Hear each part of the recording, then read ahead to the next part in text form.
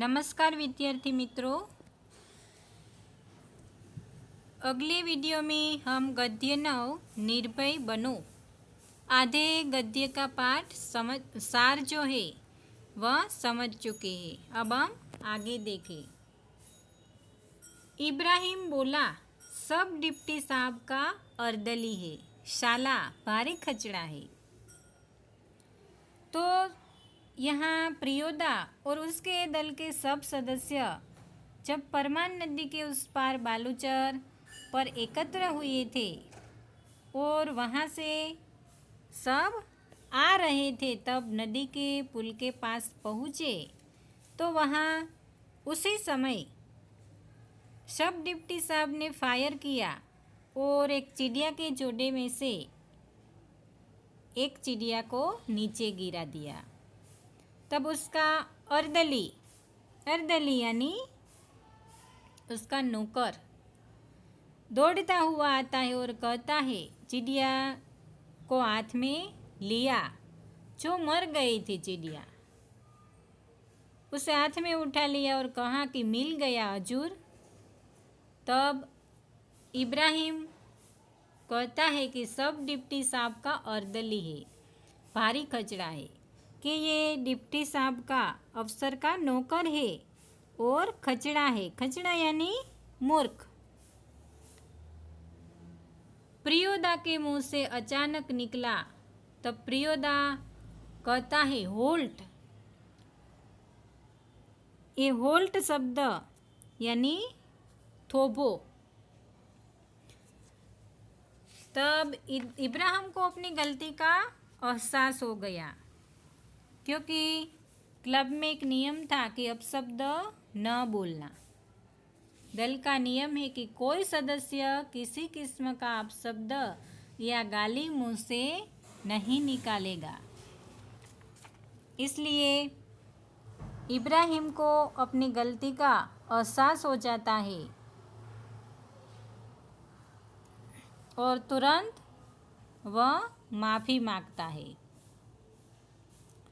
इब्राहिम ने तुरंत सिर झुकाकर दल के नायक प्रियोदा और सदस्यों से माफ़ी मांग ली और फिर से कहने लगा कि बात यह है कि साले ने।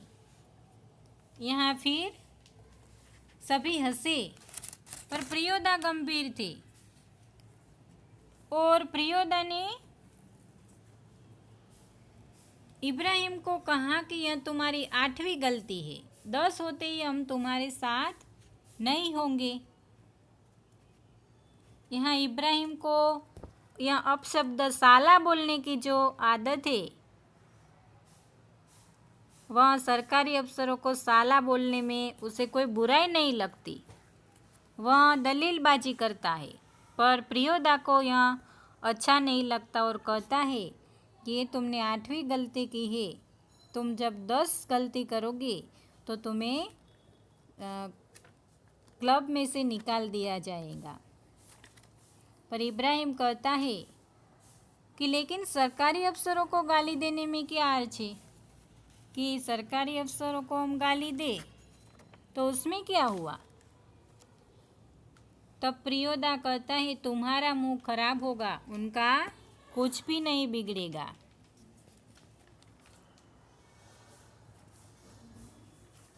यहाँ इब्राहिम का तर्क ऐसा था कि जब अफसर गाली देते हैं तो उन्हें गाली देने में क्या अर्थ है। तब क्लब के नियम की याद दिलाकर प्रियोदा ने इब्राहिम को शांत कर दिया। इब्राहिम तो कहता है कि मगर अफसर जो गाली देते हैं, नहीं प्रियोदा, आप इब्राहिम को नहीं समझा सकिएगा। प्रियोदा उसे कहता है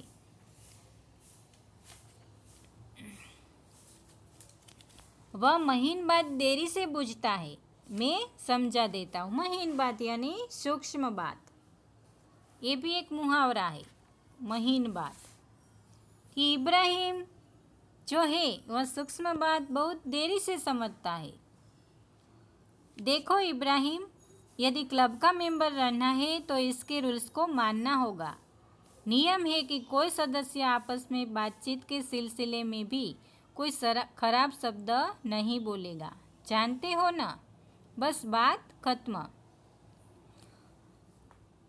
अब इब्राहिम तर्क करता है, इसलिए उसे कहते हैं कि तुम्हें क्लब का मेंबर रहना है तो रूल्स जो है, क्लब के जो नियम है उसे मानने होंगे।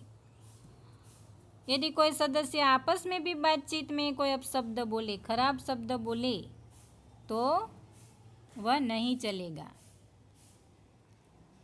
सहुआइन धर्मशाला के पास आकर सभी ने एक दूसरे से विदाई ली और कालू ने कहा, मोना तू रास्ते में डरेगा, मैं जानता हूँ, चल मैं पहुँचा दूँ।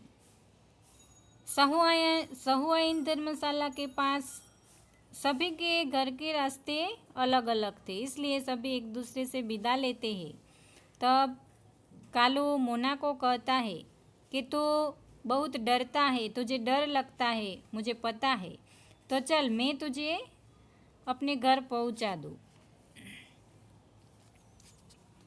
तब प्रियोदा ने कहा, मोना डरता है, मैं उसे पहुंचा दूंगा, तो घर जा कालू। प्रियोदा कालू को कहता है कि तू जा, मैं मोना को घर पहुंचा दूंगा। और प्रियोदा मोना को लेकर चलता है और रास्ते में प्रियोदा चुप रहता है। एक सुनी जगह पर आकर रुक गए।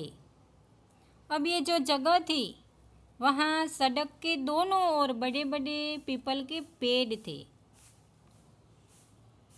दोनों ओर बहुत दूर तक खंडहर और मैदान थे।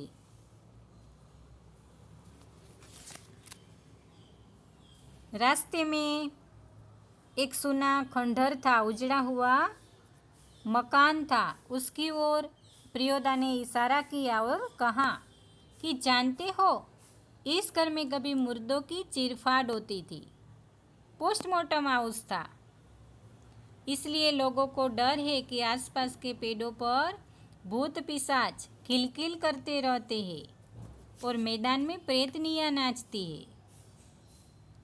ऐसा जब सुना तब मोना डरने लगा।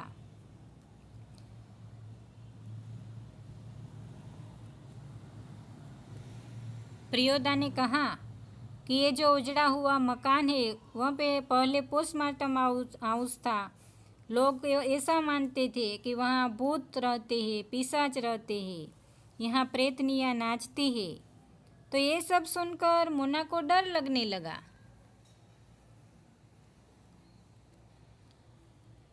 अब प्रियोदा मोना को पूछते हैं कि अकेले यहाँ आ सकते हो, कि तुम अकेले इस स्थान पर आ सकते हो। तब मोना ना कहता है। तब प्रियोदा हंसता है और कहता है कि देख मोना, भूत प्रेत ऐसे आदमी को कभी नहीं तंग करता जो 10 काम करता है। तुम्हारी उम्र में मैं भी डरता था। मेरे गुरु महाजन ने मुझसे हंसकर कहा कि 10 का काम करने वाला तो खुद भूत होता है, उसको भूत क्या कर सकता है। चलो शुरू करो। तो वह गाना। अब प्रियोदा मनमोहन का भय दूर करने के लिए उसे समझाते हैं कि 10 काम करने वाला तो खुद भूत होता है, और जो खुद भूत होता है उसे दूसरे भूत से क्या डर। तो इस तरह इस गद्य में निर्भय बनने की बात की गई है, क्योंकि यदि हम डरते रहेंगे तो हम अपने काम में कभी सफल नहीं होंगे। इसलिए यहाँ बालपन से ही बच्चों में निर्भयता के गुण आए और बच्चों को निडर बनाने का प्रयत्न है, वह रेणु जी ने इस पाठ में किया है।